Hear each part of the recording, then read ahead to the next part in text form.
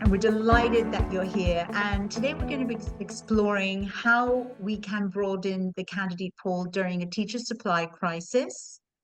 And the webinar is scheduled for an hour. And as with the moment we have a smaller group, we'll be opening up to discussion. And at any point in time, please feel free to pop in comments or questions. And we will respond to those when we get to the Q&A part of the presentation. John, would you like to start? Yes, I'm John Manning. My background is that I taught overseas for around 20 years, quite a lot of that with the British Council. Returned to this country and worked in local authorities and a teaching school in teacher training and recruitment.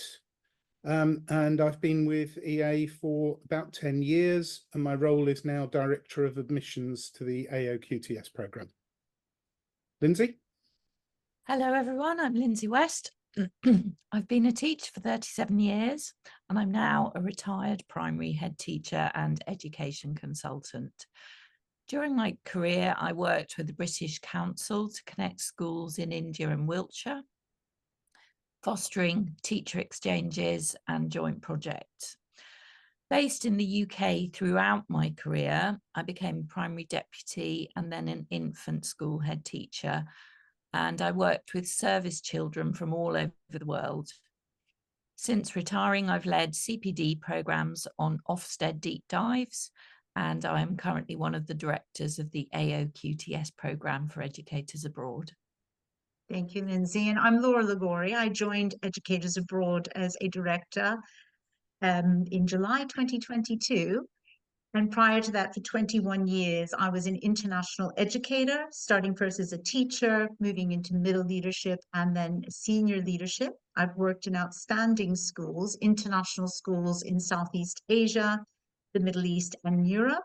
And I have also led an independent prep school in the UK. John? So our objective in this webinar, in our work with our affiliated partners as a COBIS supporting associate and having worked with nearly 4,000 schools across a range of programmes, we're well aware of the current state of teacher supply, which is in crisis, and the concerns that schools have for recruiting and retaining key talent. Schools are now finding themselves having to recruit earlier, enhance salary and benefits packages, and or find creative approaches to professional development in order to ensure that they can attract candidates who are the best fit for the schools, and also so that they can retain the current talented teachers that they employ. So what we're aiming to do is give you insights into current trends in the international recruitment market and the extent of the teacher supply crisis.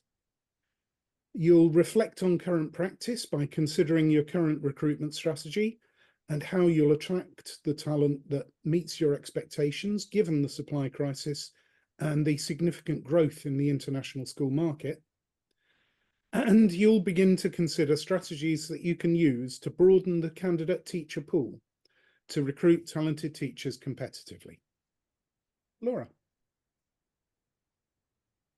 According to a recent ISC research, the data shows that there's phenomenal growth in the international school market, and there really is no end in sight. In the last 5 years, international schools have grown by 15%. That is the percentage of new international schools appearing across the globe. Also, there's been a 13% growth in pupils, number of pupils attending international schools, and a 15% in growth teachers who are filling those roles. So 15% growth in teachers' roles. What's driving this phenomenal growth? Well, it comes down to demand. There have been seen shifts, economic shifts, shifts of wealth in certain parts of the world, primarily across Asia, including Southeast Asia and Central Asia, which is emerging, and also in the Middle East. Now, given this high demand and this proliferation of growth, which is projected to continue at a phenomenal rate. How is that impacting recruitment? Well, according to a very recent COBIS annual research survey, if we look at the chart, when the schools were asked how challenging it is to recruit the quality of staff that they require, 91% said that it was somewhat challenging or very challenging. This is creating a highly competitive recruitment market, which is only going to get even more competitive because it is projected that by 2028, between 70,000 and 160,000 more teachers are going to be needed to fill roles in these growing and new international schools, which are appearing globally. John is going to speak to you now more about the extent of the teacher supply crisis. So the countries shown here are the main ones from which international schools traditionally recruit. And in all of them, an increasing number of teachers are opting out of teaching, with factors for this explaining this including lower pay, stressful working conditions, long hours, and lack of recognition. So looking at how serious things are in detail around these countries. In the UK, last year, nearly as many teachers left the profession in England as entered it, at a time when there's a surge in pupil numbers. The Department for Education in England was only able to recruit 51% of their target of trainee teachers to start training this month, September 2024. In the USA, only 12% of teachers say that they're satisfied with their jobs, and more than 4 in every 10 are likely to quit their jobs within the next 2 years. In Canada, in Quebec alone, starting the academic year 23-24, there were more than 8,500 teaching vacancies still unfilled. Ireland has 2,000 long-term vacancies still unfilled, as well as multiple short-term vacancies.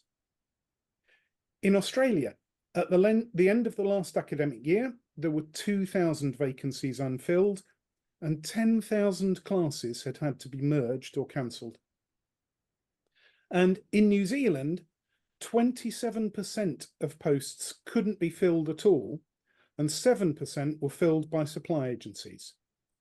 56% of principals had to employ untrained or unqualified teachers because there weren't enough suitable qualified trained teachers available. So that's the situation. Laura. Right. So considering the data that John has presented, and just about to add that considering traditionally schools have looked to primarily recruit from these main 6 countries because more or less a couple of reasons are quite in line with the curricula that those schools are delivering, but also expectations of parents that teachers trained from these countries will be teaching in the international schools. So at this stage, because we are a slightly smaller group, I'm going to now first, we have a few more participants. I'm going to go ahead and unmute those participants so that they can contribute to the discussion. Firstly, I would say yes to all of the above. You know, it's, yeah, I'm noticing it significantly difficult year on year. Do we consider hiring local teachers? Yeah, I mean, like everyone, I guess, I'm looking to recruit the best people for whatever positions we're recruiting for at the time. I'm finding it increasingly difficult to secure the services of really good teachers who are likely to have the resilience to be able to continue and stick with us over a period of time. looking at the last question in terms of with teachers without recognized qualifications, will really no, although we do bring people into support positions, and then when we identify someone who has is showing potential and is evidencing that they have the growth potential, the growth mindset, their performance impresses us to a degree that we are prepared then to support them. We have subsidized PGCEI qualifications and the like, so that our teachers without qualification can become qualified, and therefore we support them in that way. And we also run quite a rigorous in-house CPD profile, which supports them on a number of levels. Right. Well, Gareth, can you remind me from where you're tuning into us? Which part of the world? Thailand. From Thailand. All right. A nation near and dear to me. Right. Because I had taught there for 9 years. Okay. Interesting, because usually Thailand is an attractive destination. However, there are other regions in the world where some teachers perceive that the salary and the benefits to be higher. Yeah, and so you had said that you are recruiting earlier in the year. And Yeah, do you find not significantly so. You know, we're probably moving, the wheels start rolling in earlier in December than January was historically the case. So it's marginally earlier, not significantly so. Right. And have you found with the proliferation of international schools there, which, you know, there are more and more and big names coming in, have you found that you've had to make any adjustments to the pay packet and salary that you provide to compete with what other schools are offering? Yeah, we're a small international school by comparison to others around us, and certainly with others within Thailand. And we obviously, our packages need to reflect the size of school and the fee structures that we apply to our parents. And so we're not able to provide the sort of packages that you might find in certain schools in Bangkok, for example. Right. And that in itself is a challenge. They have been under review for over recent years, and we are adopting an amendment to our practice for this coming round of recruitment, which hopefully will enhance things a little. So yeah, we're very aware of how competitive we are in relation to our competitor schools. Right. And what you discussed are some real significant challenges as well. Thank you very much for your contribution. Fantastic. Okay. John now is going to talk more about what a local hire is. So, when considering local hires, particularly those who are nationals of the host country, it's important to decide to what extent you're willing to support them to attain internationally recognised qualifications, and how that will enhance teaching and learning in your school, pupil outcomes, and ultimately the marketability of your school.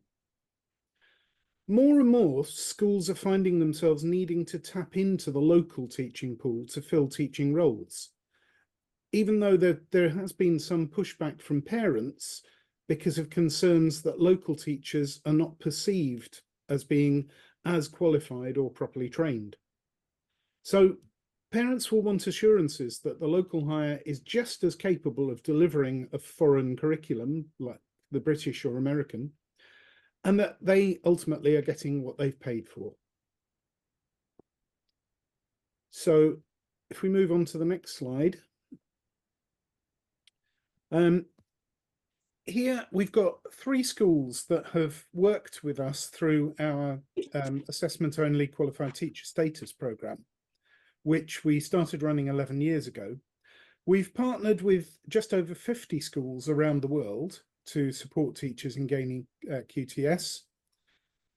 And the motivation for schools that have supported their teachers through this programme have stemmed from the need to maintain high standards of teaching, ensure excellent academic outcomes, retain talented local hires, and recruit more local hires. So the first school we've got here on the left is the International English School of Sweden, where local nationals, so Swedish nationals, are supported to gain QTS through our AOQTS programme. And this results in higher retention rates, with teachers staying longer. In Oman, the Dorat Al-Khalij School supported one of their local teachers, Omani teachers, to gain QTS to ensure that teaching standards were kept to a high level. That was their objective in supporting the teacher. And the Thai Sikh International School in Bangkok had 3 expat long-term residents of Bangkok who were supported to gain QTS, and that, as a result, they extended their contracts longer than the school had expected. So in the next slide, Laura will look at some reasons why schools have turned to recruiting local hires. In our work with international schools globally, we do hear these comments and insights from various schools. And these examples are a little bit different, and we'll just go through them quite briefly. Why they need to look toward hiring local teachers. At the International School Nadi in Fiji, we've been told it's very challenging to find qualified teachers because we tend to find that they will take offers from other schools that can pay significantly more than we can. The British International School of Tunis has told us that we are not in a popular location, and some of the regulations for setting up bank accounts and other government regulations tend to make the settling in process more challenging. We do hire some local nationals as we struggle to find foreign teachers who are willing to come here.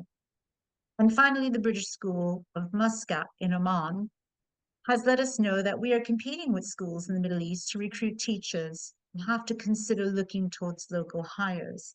Also, government regulations are also making us consider hiring more Omani nationals. So why hire local teachers? Your schools may be facing similar issues, similar to the 3 that we just shared with you. But the benefits, there are many benefits to consider as well, in addition to, first, increasing your teacher applicant pool. If you were to cast the net within your host country and look at the local talent, you would find that local nationals of the host countries, there are a lot of highly experienced teachers, although they might not have a qualification that is recognized by your school community, but we'll come to some solutions for that in a moment.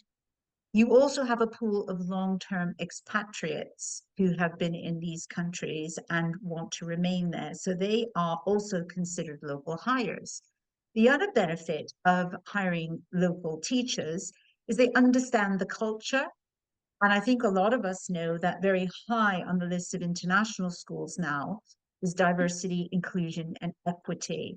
And that having a more diverse working staff, teachers, does enrich your school community, but also these teachers can help to enrich your curriculum as government regulations may change in certain countries, requiring more about the local history, the language, or the culture. These teachers can help to adapt your curriculum with their knowledge. Also, these teachers can be a very big support to local and foreign pupils to give them a deeper understanding of what they're learning within the context of their host country. We do know that locally hired teachers tend to stay longer. The average expatriate teacher will move a school on average 2 to 3 years. That creates a bit more. I mean, it's expected in international schools, but it does not create sometimes as much stability as we might want for the community and the pupils. Local nationals do live locally, they're committed to the country, they're vested in the country for various reasons. And we're finding when local teachers are given the opportunity to work in an international school, they see this as a step forward in their career, and they're grateful for the opportunity and tend to be more committed to the school, staying longer. Also, if a school considers career progression, Gareth had mentioned an example of some who have come in locally and providing opportunities for them to progress by gaining further professional development or indeed internationally recognized teaching qualifications. He had mentioned the PGCEI. This is something that more and more schools are considering during this teacher supply crisis. So why should they have internationally recognized qualifications? Well, the reasons may be quite obvious, but first and foremost, to maintain the high standards that your school expects, that your parental population expects, and any international inspectorate groups that will be inspecting your schools. When we look into the percentage of teachers in any given school that have internationally recognized qualifications, we know that the more teachers who have these qualifications, the more enhanced the teaching practices are, because they have learned the current pedagogy, current approaches to teaching and learning, including the integration of technology, and also they create very engaging lessons. This all leads inevitably to higher attainment rates, which benefits absolutely everyone, particularly the children. When you look at how can having a majority, if not all of your teachers gain internationally recognized qualifications, it increases your marketability. Why? Because as we've mentioned, standards are kept high. And also, as we've mentioned, retention rates tend to be higher. So you have a more stable school community, which is very good for marketing your school, because parents ultimately, whilst they do understand that foreign teachers move on, they do like to see school community stabilized. Finally, in this highly competitive recruitment market, we are finding that more and more schools, as we said, the ones who can afford to, are increasing their salary and benefits packages. There are many international schools who just simply can't afford to do that. They cannot afford to have their payroll costs spiraling out of control. We know that salary and benefits are, at the moment, a primary factor that teachers are looking at, particularly highly qualified teachers. But if we look for those who have not yet gained those qualifications, the internationally recognized ones, such as QTS, an enriched professional development program is still very highly attractive for these teachers. And so it's important to consider how you can create individualized professional development and how you might integrate different options for getting internationally recognized teaching qualifications, of which John is now going to speak in a bit more detail about.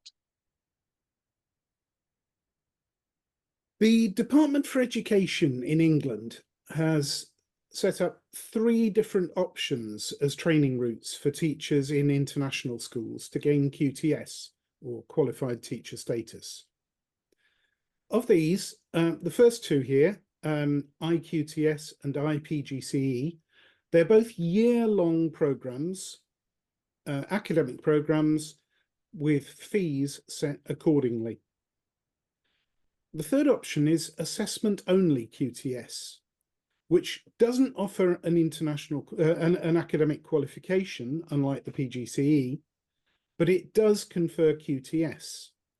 And the difference with assessment only is it does what it says on the tin. It is only assessment, there's no training package, and it can be completed in a matter of weeks. So, assessment only QTS. As I say, there is no talk component. The candidate's expected to present a portfolio of evidence against the teacher standards in the UK, and they're assessed on the basis of this alone. And it's a purely school-based programme. What's expected of the school is that, first of all, the school has to confirm that the candidate is suitable for QTS, and the school needs to provide a mentor who holds QTS themselves. And they will carry out around 4 or 5 formal observations of the candidate. most of which are normally done by the mentor, but not necessarily. It could be anybody suitably experienced, for example, any member of the senior leadership team. And they will provide written feedback of these observations. And to be eligible, the candidate has to be working in a school which follows a UK-based curriculum or one that's compatible with the UK. The candidate has to have a UK degree or equivalent to it. And also one of the requirements is that they have GCSE or equivalent in English, maths, and if they're primary, a science. So secondary only requires English and maths. If they're primary teachers, they have to have a science as well. They have to have a minimum of 2 years experience in a teaching capacity, not necessarily employed with the label of a teacher. It could be a teaching assistant as long as they're performing the same duties as a teacher in terms of taking classes, planning, preparation, assessment. And they've got to have 2 years experience before they can be assessed. They have to have taught in at least 2 schools. And they have to have taught across 2 consecutive key stages or the equivalent. That's the age ranges in the UK. So there are a range of providers out there. Educators Abroad is one option, but there are others. So things that you might want to think about when you're choosing which provider to use to get your teachers to QTS. So firstly, the timing. Because there's no talk programme, generally providers will simply check that the candidate meets the standard criteria at the beginning, and then they'll assess them at the end of a fixed 12-week window, and that cannot be extended. It's not usual for providers to offer any support or supervision during the programme. It's simply accept them at the beginning, assess them at the end. The difference with the model that we offer at Educators Abroad is that, firstly, we provide a supervisor who will support and guide the candidate in the preparation of their portfolio and take them through the process. And with us, there is no time limit for completion because we don't put the candidate forward for assessment until the portfolio is already complete. And that means that the candidates can work at their own pace. So typically ours will take maybe 2, even 3 terms to complete, but it's in their own control. They can move at the pace that is comfortable for them. And they can do this alongside the day job without the pressure of strict deadlines that they need to meet in order to submit the portfolio on time. So those are the elements that you might want to take into consideration when choosing providers. Right, we're now into the Q&A, and we welcome anyone just wanting to, ask a question or put one into the chat. And there's a question from Max. Which parts of the world are you finding an increasing trend in hiring locally qualified teachers?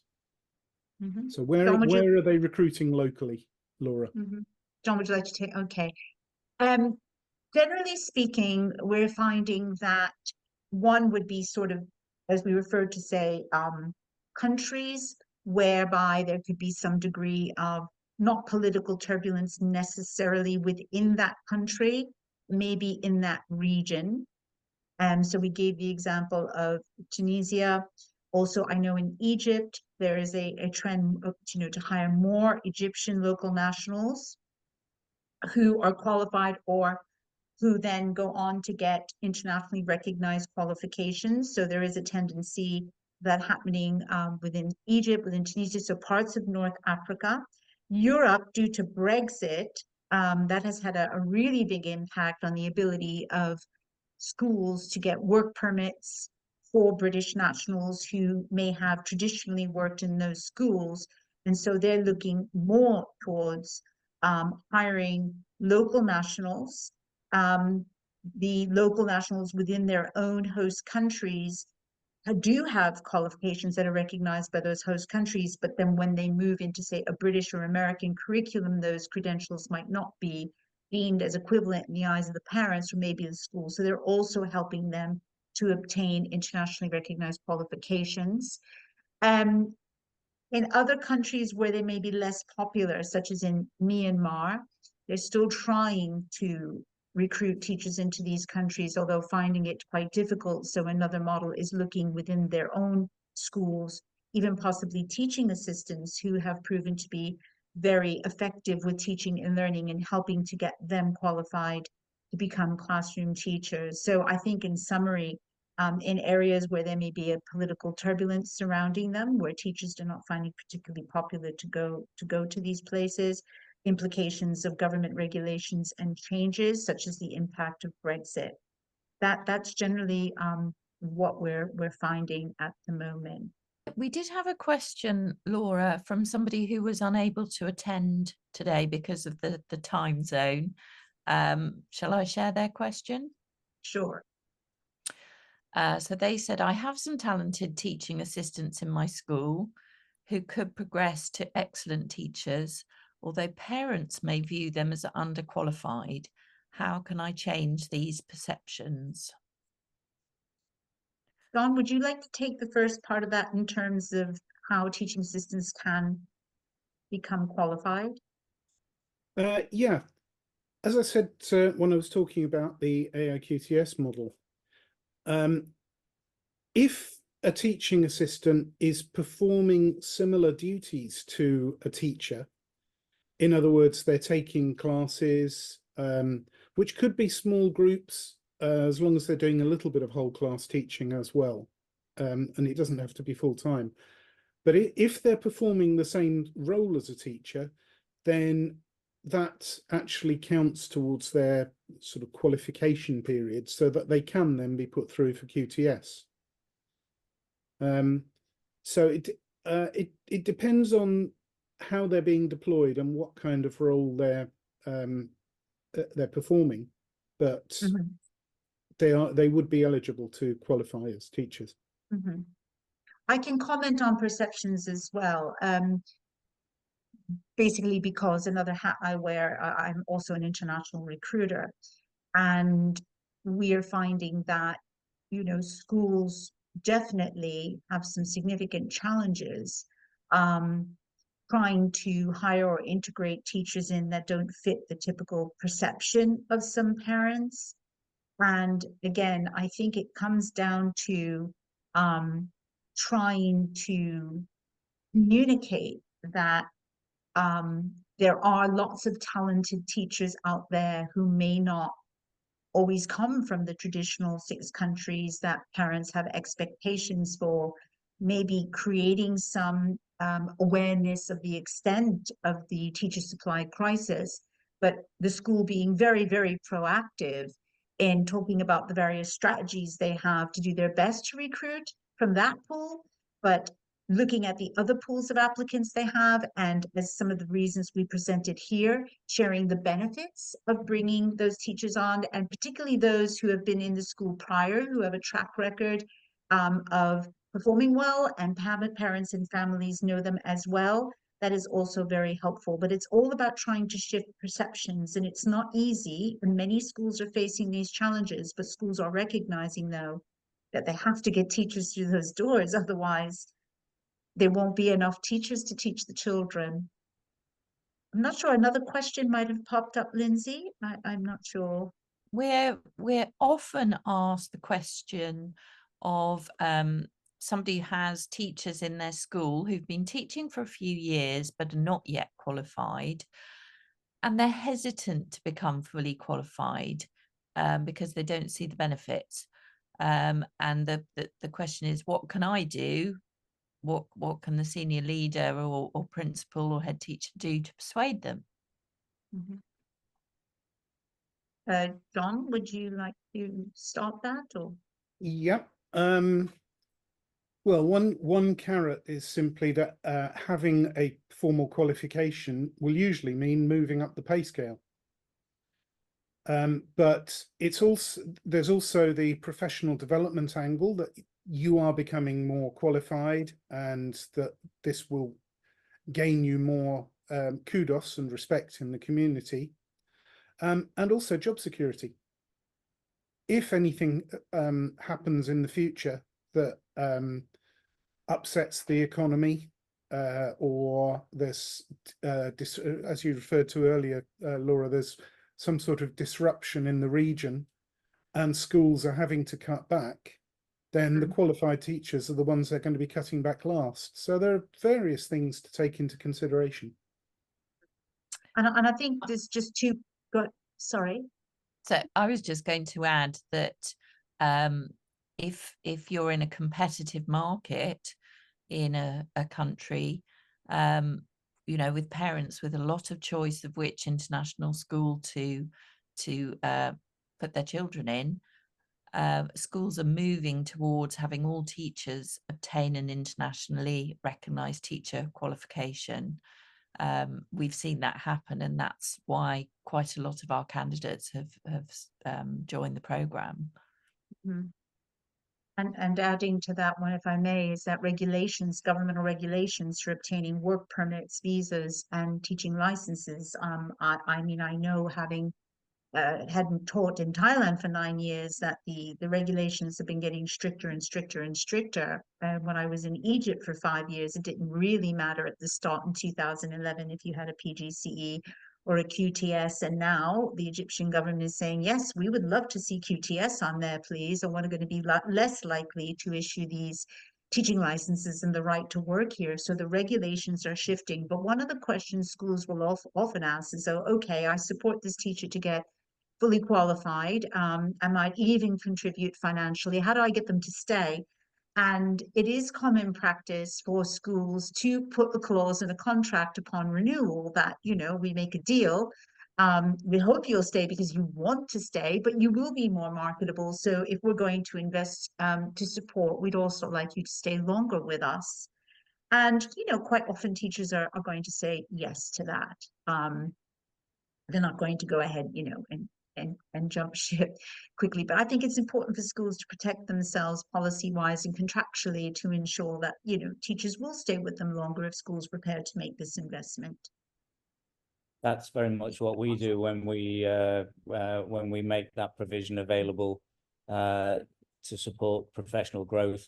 There's a bonding period with a sort of incremental salary steps of improvement that support the both the securing the initial qualification and then the following years that they are contracted to be with the school during.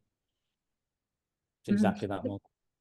And Gareth, do you is the clause just for an additional year, or would you put it longer? It's usually 2 years beyond completion of the PGCEI.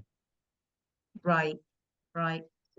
Fair enough. And do you feel that teachers feel quite positive about that? And yeah, welcome? Because I think, as the point was made a moment ago, they're looking at it's not so much that they don't see the value of it; they see it as a marketable commodity that puts them in a stronger position for future career opportunities, and so they're seeing it as opportunity, and therefore the service to the school as being something we're helping them on the way, and we're helping them to finance that step, and so it's a win-win in that respect. And for the teachers over the years that we've adopted this position with, we've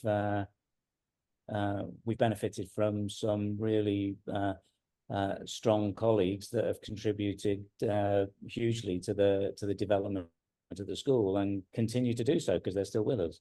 It's also ironically, it's helped retention and continuity of service. Oh, absolutely. I mean, personally, I did my PGCEI when I was at St. Andrews in Bangkok, and I stayed there for 5 years.